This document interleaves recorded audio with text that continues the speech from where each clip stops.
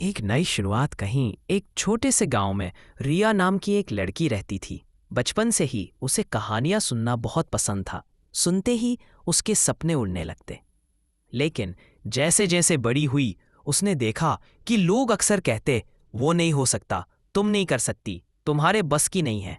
धीरे धीरे रिया के भीतर बचपन की वो चमक बुझने लगी। एक दिन गांव में एक बुजुर्ग आया। दादा, जिसे बच्चे कहानी दादा कहते थे, उसने एक सभा लगाई और सभी युवाओं से कहा कि वो उससे अपनी सबसे बड़ी उम्मीद और डर की कहानी बताएं। रिया चुपचाप बैठी रही। जब दादा ने पूछा तो रिया ने धीरे से कहा, दादा, मैं बचपन में कवयित्री बनना चाहती थी, पर मेरी तकलीफें इतनी थीं कि मैंने वो रास्ता छोड़ दिया। अब मुझे लगता है मैं नहीं कर पाऊंगी। दादा मुस्कुराए और बोले, बेटी, कहानी सिर्फ वही नहीं जिसे तुम सुनती हो। कहानी वो है जिसे तुम खुद लिखती हो। हर असफलता, हर दर्द, वो तुम्हारी कहानी का एक हिस्सा है। अगर तुम उसे बदलने की हिम्मत रखो तो तुम अपनी कहानी की नायिका बन सकती हो।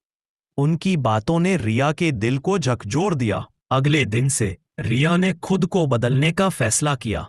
उसने अपनी पुरानी किताबों को खोला, लिखना शुरू किया, अपनी दर्द, अपनी उम्मीद, अपने सपने।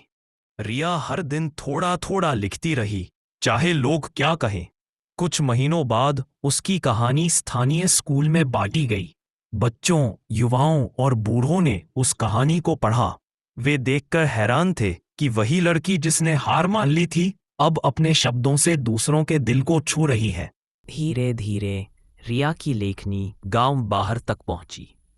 कई लोग उसकी बातों से प्रेरित हुए। कुछ ने अपनी कहानी बदलने की ठानी, कुछ ने अपनी हिम्मत जुटाई। और आज रिया सिर्फ एक नाम नहीं रही, वो एक उम्मीद बन है। किसी ने पूछा, तुम बदल गई हो? उसने जवाब दिया, हाँ, क्योंकि मैंने खुद को अपनी कहानी का लेखक बना लिया। सीख, हमारी जिंदगी की कहानी हमें किसी और ने नहीं, हम खुद लिखते हैं। असफलताएं, तकलीफें, सब हमारे अनुभव हैं। उन्हें मजबूरी मत समझो, वरन मौके समझो। अगर हम खुद पर भरोसा रखें और लगातार कोशिश करें तो हमारी कहानी का अंत सिर्फ ही हो सकता है।